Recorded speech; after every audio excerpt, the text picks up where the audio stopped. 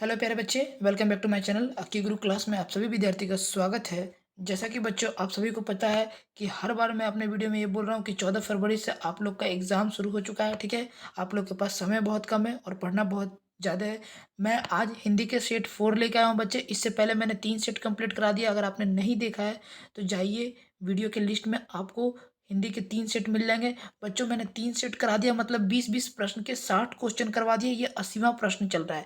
ठीक है, ये सेट सीरीज का ये मिला के 80 सेट सीरीज कंप्लीट हो जाएगा। 80 क्वेश्चन मैंने समझो कि ऑब्जेक्टिव में करवा दूंगा। ठीक है, तो ये जो हिंदी का चौथा सेट है और इसमें ऐसे प्रश्न लिए गए हैं जो हूबहू सीधा आपको एग्जाम में देखने को मिल सकता है। इस बात से कतई नहीं मुकरा जा सकता कि ये ऐसे प्रश्न एग्जाम में नहीं देखे जाएंगे। कंफर्म है कि देखे जाएंगे, 99% में श्योर हूँ। ठीक है, अगर मैं 99% बोलता हूँ, इसमें 1% इसलिए नहीं बोल रहा हूँ कि हो सकता है कुछ ऐसे क्वेश्चन हो जो ना मिले, लेकिन 70 से 72% ऐसे प्रश्न हैं जो आपको हूबहू देखने को मिलेंगे। अगर 10 क्वेश्चन का मैंने मिलता तो 7 प्रश्न आपको देखने को मिल जाएंगे। ठीक है, तो इसलिए पूरे वीडियो के अंतिम समय तक बने रहिएगा। और हाँ, जिन बच्चों ने अभी तक चैनल को सब्सक्राइब नहीं करता है, उन नहीं कर रखा है, उनसे निवेदन है कि चैनल को सब्सक्राइब कर बेल आइकन घंटे प्रेस कर ले, ताकि जब भी वीडियो अपलोड हो नोटिफिकेशन तुरंत आपके पास चले जाए। ठीक है बच्चे, चलिए क्लास हम शुरू करते हैं। आज का पहला प्रश्न है प्यारे बच्चों। चलिए देखिए, ये आ गया हमारा पहला प्रश्न बच्चे। ठीक है, क्या है कि निम्न में से निश्चय शब्द का विलोम कौन है? ग्रामर से है, उपनिश्चय, अनिश्चय, अनिश्चय, विनिश्चय। देखिए, क्लास की पीडीएफ अगर आपको लेना है तो नीचे दिख रही नंबर है, उस पर आप हमें मैसेज कर दीजिए। आपको तुरंत क्लास की पीडीएफ प्रोवाइड करवा दीजिएगी। बल्कि इसी क्लास की नहीं, हर एक प्रकार की क्लास की वीडियो जो है बच्चे आपको पीडीएफ इस नंबर में मिल जाएगी। ठीक है, अभी तक बहुत सारे बच्चे जुड़ चुके हैं और वहाँ से लाभ मिल रहा है उनको। ठीक है, तो आप भी देर ना करें, तुरंत ही लाभ लें बच्चे। ठीक है, बहुत सारे समय कम है और इस नंबर से आप जुड़ के बिल्कुल फ्री ऑफ कॉस्ट पीडीएफ प्राप्त कर सकते हैं। बताइए पहला का आंसर क्या होगा? चलिए बच्चे जल्दी जल्दी प्रश्न करते हैं हम लोग। पहला का प्रश्न का निम्न में निश्चय शब्द का विलोम कौन है? अनिश्चय। ठीक है, यानी कि विलोम मतलब क्या होता है? उल्टा। तो निश्चय का विलोम उल्टा अनिश्चय। ठीक है, चलिए दूसरा प्रश्न देख लीजिएगा। रुचि शब्द का विशेषण क्या होता है? रुचिकर, रुचिक, रुचि, रुचना। बताइए क्या होता है? तो दूसरा का से उत्तर जाएगा बच्चे रुचिकर। रुचि का जो रुचि शब्द का विशेषण रुचिकर हो गया। ठीक है, चलिए तीसरा प्रश्न देखिएगा। हितोपदेश का जर्मन भाषा में अनुवाद किसने प्रकाशित करवाया? महात्मा गांधी, मैक्स मुलर, गुणाकर मूल्य, अमरकांत। बताइए। अमरकांत बच्चे जो लेखक के जो है वो किसका, उन्होंने कौन सी कहानी? तो बहादुर लिखी थी। याद रखना किसने है? बहादुर लिखी थी। ठीक है, जिसका एक नेपाली लड़का नाम है जिसका पूरा नाम दिल बहादुर है। ठीक है, याद रखना। तो बताइए, हितोपदेश का जर्मन भाषा में किसने अनुवाद किया? तो वो करने वाले व्यक्ति कौन थे? मैक्स मुलर, यानी कि बी ऑप्शन जो है बिल्कुल सही हो जाएगा। ठीक है, चलिए चौथा नंबर प्रश्न देखिएगा। पंडित बिरजू महाराज किस घराने के वंशज थे? बनारस घराने के, लखनऊ घराने के, डुमराव घराने के, जयपुर घराने के। बताइए। तो 4 नंबर का उत्तर जाएगा बच्चे बी, लखनऊ घराने का। B is the right answer of this question. ठीक है, चलिए आगे देखिएगा। पांचवा प्रश्न क्या है? भौतिकवाद का अर्थ भाग्यवाद नहीं है, किस निबंध की पंक्ति है? नागरी लिपि, परंपरा का मूल्यांकन, श्रम विभाजन और जाति प्रथा, नाखून क्यों बढ़ते हैं? क्या होगा बताइए? तो प्यारे बच्चे, इसका उत्तर जाएगा भौतिकवाद अर्थ भाग्यवाद नहीं है। इसका जो निबंध है वो नागरी लिपि से संबंधित है। ये ऑप्शन जो है वो सही हो जाएगा। ठीक है, चलिए बच्चे छठा प्रश्न चलते हैं बच्चे। लेखक रामविलास शर्मा के गांव का क्या नाम था? उच उचगा सानी, उचगांव सानी, उचका गांव सैनी, उचगांव सैनी। बताइए क्या होगा? उचा गांव सैनी। तो 6 नंबर का जो उत्तर हो जाएगा बच्चे बी, उचगांव सैनी।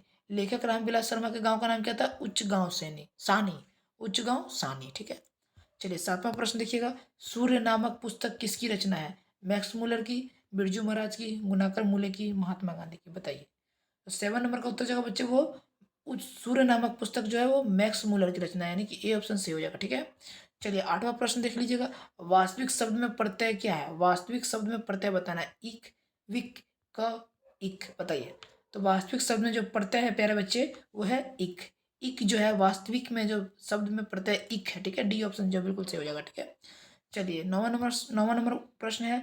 बहादुर को लेकर कौन आया था? लेखक का भाई, लेखक का साला, लेखक की बहन, लेखक की चाची। बताइए।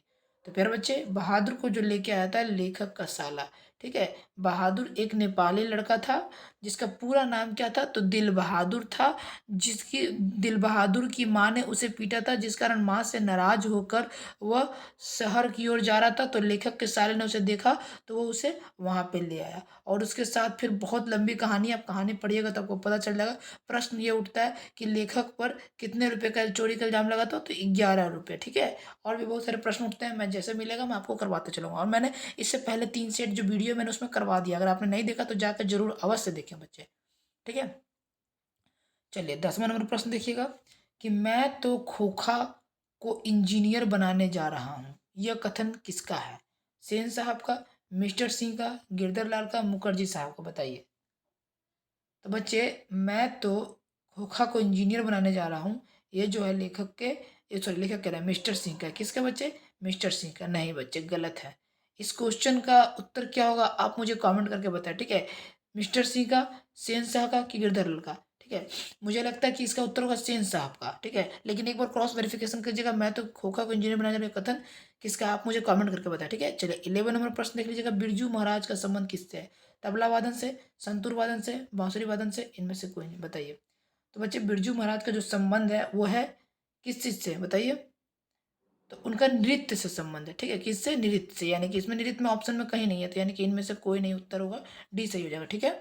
चलिए आगे देखिए 12 नंबर प्रश्न। किस देश के लोग बड़े बड़े नख पसंद करते हैं? अंग देश, गंधार, कैकई देश, गौंड देश? बताइए। तो बच्चे इसका उत्तर देगा गौंड देश के जो है लोग बड़े बड़े नख यानी नाखून पसंद करते हैं, ठीक है। चलिए 13 नंबर प्रश्न देखिएगा। मानव युक्ति के पुरोधा किसे कहा गया है? नलिनी बिलोचन शर्मा को, यतीन्द्र मिश्रा को, भीमराव अम्बेडकर को, अमरकांत को? बताइए।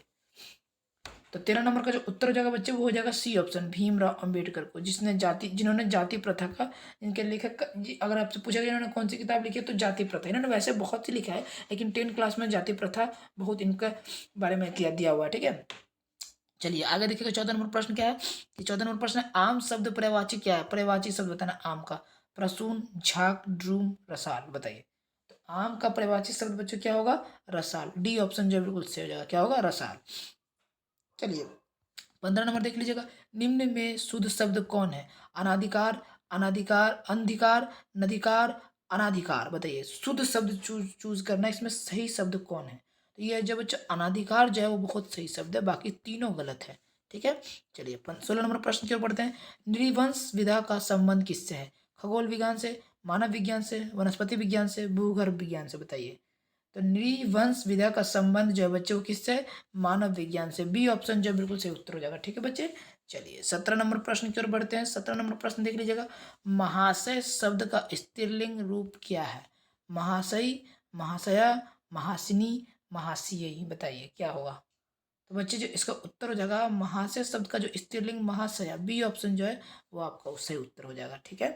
चलिए 18 नंबर प्रश्न की ओर बढ़ते हैं कि नेवाड़ी भाषा किस लिपि में लिखी जाती है? देवनागरी, खरोष्टी, सौरसेनी, ब्राह्मी?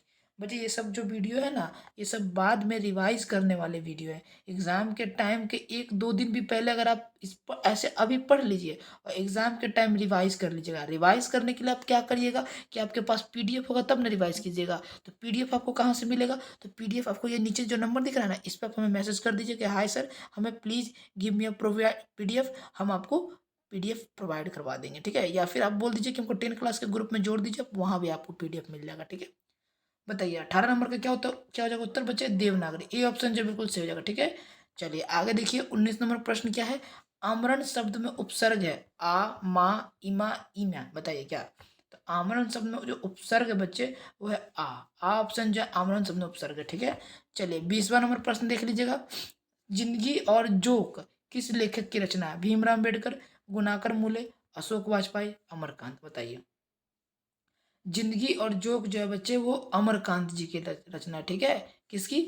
अमरकांत जी की रचना है, ठीक है। तो यह था बच्चे सुपर आपका 20 प्रश्न, और आप हमें कमेंट कर बताएं कि आपने 20 में टोटल कितना किया। और बच्चे आपसे हर बार वीडियो में कहते हैं कि कमेंट सेक्शन में जाके बताएं कि हमारे पढ़ाने का तरीका कैसा लगता है। इससे हम लोग इंस्पायर होते हैं बच्चे, हमें ऐसा अच्छा लगता है कि हमारे पढ़ाई द्वारा बच्चों को अच्छा लग रहा है, समझ में आ रही है, क्योंकि वो मुझे कमेंट कर रहे हैं कि हाँ सर बहुत अच्छा, हाँ सर खराब, हाँ सर नहीं ये अच्छा वो अच्छा, ये सही वो गलत। आप हमें बताएं ताकि हम उस चीज़ को सुधारने के प्रयत्न करें, ठीक है। तो बस आज के लिए इतना ही। अब बस आपसे सभी बच्चों से निवेदन करेंगे कि जिन बच्चों ने अभी तक चैनल को सब्सक्राइब कर नहीं रखा वो सब्सक्राइब कर लें, और साथ ही में बेल आइकन घंटी प्रेस कर लें, ठीक है। और साथ ही अपने सभी दोस्तों और भाइयों मित्रों के बीच हमारे चैनल को शेयर करें, ठीक है। और लाइक का बटन तो जरूरी दबा दें बच्चे, ठीक है। तो बस आज के लिए इतना ही। अब मिलते हैं अपने अगले स्टडी के वीडियो में। तब तक अपना ख्याल रखें, अच्छे से रहें, मन लगा कर पढ़िए और खूब अच्छे से एग्जाम को क्वालिफाई कीजिए और माँ बाप का नाम रोशन कीजिए, ठीक है। तब तक के लिए बाय बाय, टेक केयर, जय हिंद, जय भारत, स्वस्थ रहिए, मस्त रहिए।